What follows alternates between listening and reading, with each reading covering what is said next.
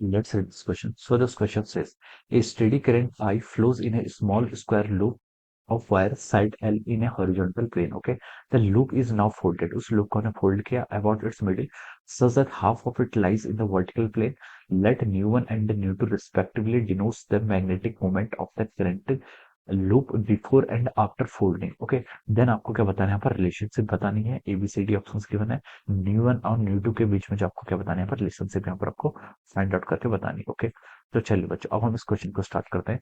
तो देखिए बच्चों इस क्वेश्चन का की कॉन्सेप्ट आप क्या लिख सकते हैं, the key concept of this question. इस क्वेश्चन में देखिए हमें मैग्नेटिक मोमेंट फाइंड आउट करना है। बेसिकली क्या करना है आपको यहाँ पर मैग्नेटिक मोमेंट फाइंड आउट करना है और उसका रेशियो यहाँ पर आपको कैलकुलेट करके बताना है। ओके, सो इस क्वेश्चन का की कॉन्सेप्ट क्या लिख सकते हैं, magnetic moment will be the key concept of this question. Okay, तो देखिए बच्चों अगर आपके पास कोई भी करंट कैरिंग लूप है, अगर आपके पास क्या कोई करंट कैरिंग लूप है, ओके, तो उस पर अगर हम मैग्नेटिक मोमेंट फाइंड आउट करते हैं तो मैग्नेटिक मोमेंट को आप क्या लिखते हैं, आपका न्यू वेक्टर या आपका मैग्नेटिक मोमेंट वेक्टर क्वांटिटी होती है, ये होता है आपका I vector cross of a vector. Okay, अगर उस पर सिंगल टर्न है, ओके, लूप है कोई, तो हम लिखेंगे I vector cross a vector.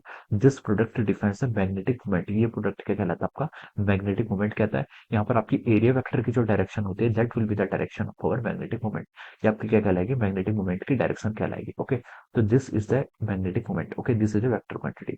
अब देखिए क्वेश्चन में क्या लिखा है, एक स्टेडी करंट आपकी कांस्टेंट करंट आई फ्लो कर रही है small square loop of wire loop wire of side L in horizontal plane. ये आपका हॉरिजॉन्टल प्लेन है, मान लीजिए आपकी कोई स्क्वायर लूप है। ओके, स्क्वायर लूप है तो उसकी सारी एज एज क्या होगी, आपकी इक्वल लेंथ की होगी, एल लेंथ की होगी। Okay, the loop is now folded. Okay, तो देखिए इस केस में अगर ये इसकी लेंथ एल है तो हम देखें यहाँ पर इसका मैग्नेटिक मोमेंट कैलकुलेट करें तो उसका मैग्नेटिक मोमेंट किसके इक्वल हो जाएगा। देखिए इसका मैग्नेटिक मोमेंट क्या होगा, आपका I vector cross a vector. Okay, अब मान लीजिए इसमें करंट क्या करिए, स्टेडी करंट आई फ्लो करिए, this is the direction of the current. ये क्या आपकी करंट की डायरेक्शन है। ओके, और ये आपका प्लेन मान लीजिए इस डायरेक्शन में आपका ये आपका एक्स एक्सेस है। ओके, ये आपका क्या है, वाई एक्सेस है। ओके, अब मैग्नेटिक मोमेंट क्या होगा, देखिए आई वेक्टर क्रॉस ए, आई कितनी आपकी I current steady current flow कर रही है, वो आपका आई हो गया एरिया।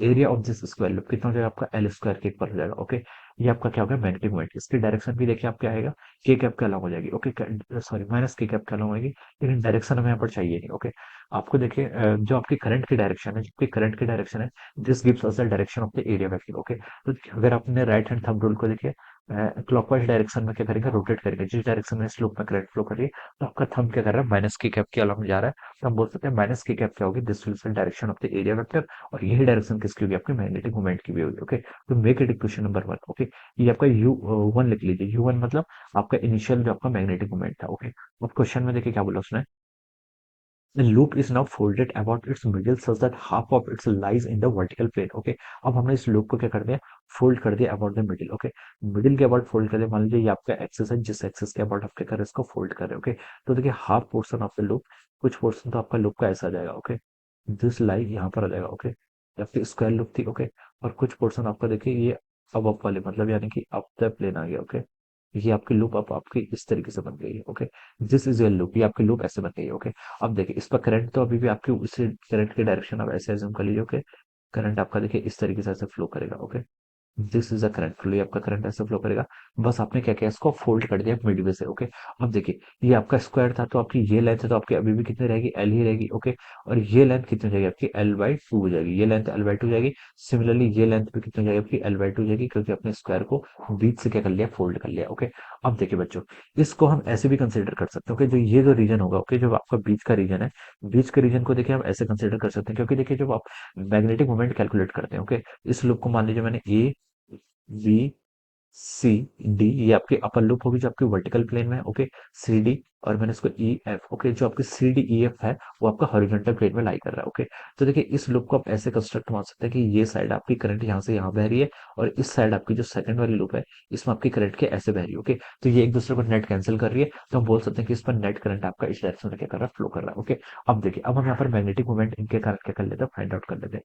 तो मैग्नेटिक मोमेंट देखिए इन दोनों लूप्स का इक्वल होगा, लेकिन डायरेक्शन अपोजिट होगी। डायरेक्शन देखिए जो आपका वर्टिकल प्लेन है, जो आपका एबीसीडी प्लेन है, उसके कारण जो आपका मैग्नेटिक मोमेंट आएगा, इसके डायरेक्शन देखिए आपकी ऐसे आएगी, इस डायरेक्शन में आएगा। ओके, और जो आपका हॉरिजॉन्टल प्लेन में लाई कर रहा है सीडीएफ, इसके कारण मैग्नेटिक मोमेंट की डायरेक्शन ये आएगी। ओके, अब ये दोनों क्या कर रखा है उसने, देखिए इसने लिखा कि दे आर फोल्डेड, हमने क्या कर लिया, उन दोनों को फोल्ड कर लिया। ओके, तो इन दोनों के बीच का एंगल कितना होगा 90 डिग्री। तो हम बोल सकते हैं ये एंगल भी कितना होगा, मैग्नेटिक मोमेंट के बीच का एंगल भी आपका 90 डिग्री के इक्वल होगा। ओके, अब देखिए, अब आप इस लूप का पहले मैग्नेटिक मोमेंट कैलकुलेट कर लीजिए। ओके, सी डी, एक दोनों का मैग्नेटिक मोमेंट इक्वल होगा, एक का मैग्नेटिक मोमेंट कैलकुलेट कर लेते हैं, तो इसको हम मान लीजिए एम बोल देते हैं। ओके, ये किसके इक्वल होगा, आई इंटू ए। करंट तो अभी भी आई, स्टेडी करंट आई फ्लो कर रही है। एरिया कितना हो जाएगा देखिए, L into L by two. अब ये क्या बन गया, रेक्टेंगुलर बन गया। रेक्टेंगुलर बन गया तो उसका लिख सकते हैं हम L into L by two से, यानी कि L square by two. Okay, this is the magnetic moment of, किसका मैग्नेटिक मोमेंट आ गया था, ये आपका सी डी ई एफ का मैग्नेटिक मोमेंट आ गया। किसका, सी डी एफ का। या फिर हम बोल सकते हैं this is the magnetic moment of A B C D. Okay, दोनों का मैग्नेटिक मोमेंट इक्वल होगा, क्योंकि दोनों का एरिया क्या है आपका इक्वल है, करंट आपके इक्वल है। ओके, अब देखिए, मैग्नेटिक मोमेंट एक वेक्टर क्वांटिटी है। मैग्नेटिक मोमेंट देखिए, इसके इसके कारण जो मैग्नेटिक मोमेंट की डायरेक्शन है वो आपकी अपवर्ड आई थी। ओके, सीडीएफ के कारण, और इसके कारण इसके मैग्नेटिक मोमेंट की डायरेक्शन इस डायरेक्शन में।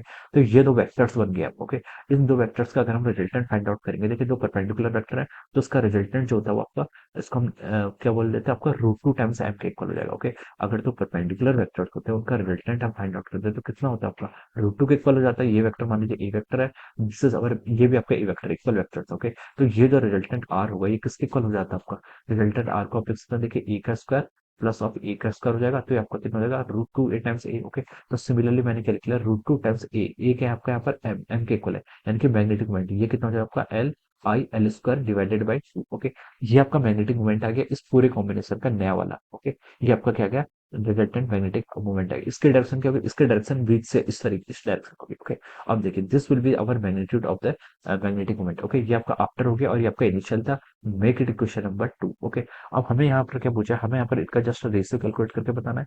तो आप रेशियो फाइंड आउट कर लीजिए। देखिए, nu one divide by nu two अगर आप यहाँ से कर लेंगे, तो ये आपका मैग्नीट्यूड इसलिए बोला है क्योंकि हम डायरेक्शन को सेपरेट कर रहे हैं। ओके, सिर्फ मैग्नीट्यूड की बात करते हैं। ओके, तो हो जाएगा, देखिए आपका न्यू वन की वैल्यू आपकी आई एल स्क्वायर के इक्वल आई, डिवाइडेड बाई ये कितना हो गया आपका, रूट टू टाइम्स आप कितना आ गया था, I L square divided by two. Okay, I L square से आई एल स्क्वायर कैंसिल कर लीजिए। ओके, तो ये आपका क्या बच गया आपका, वन, वन डिवाइडेड बाई आपका रूट टू के इक्वल हो जाएगा। इसको ऊपर लेके आएंगे तो आपका रूट टू के इक्वल हो जाएगा। ओके, तो हम लिख सकते हैं यहाँ से जो आपका आंसर आएगा, nu one by nu two का जो आपका मॉड आएगा, ये किसका इक्वल आ रहा है, this is coming to be equal to root two. Okay, तो देखिए रूट टू आपको कहाँ पर गिवन है, रूट टू आपको ऑप्शन सी में गिवन कर रखा है। ओके, तो हम बोल सकते हैं, देखिए बच्चों, यहाँ से जो आपका क्या आ रहा है, ऑप्शन सी आ रहा है। ऑप्शन सी क्या हो रहा है आपसे, आपका करेक्ट आंसर हो रहा है। Okay, so option C will be the correct answer of this question. So I hope you all understood this concept. All the best and thank you so much.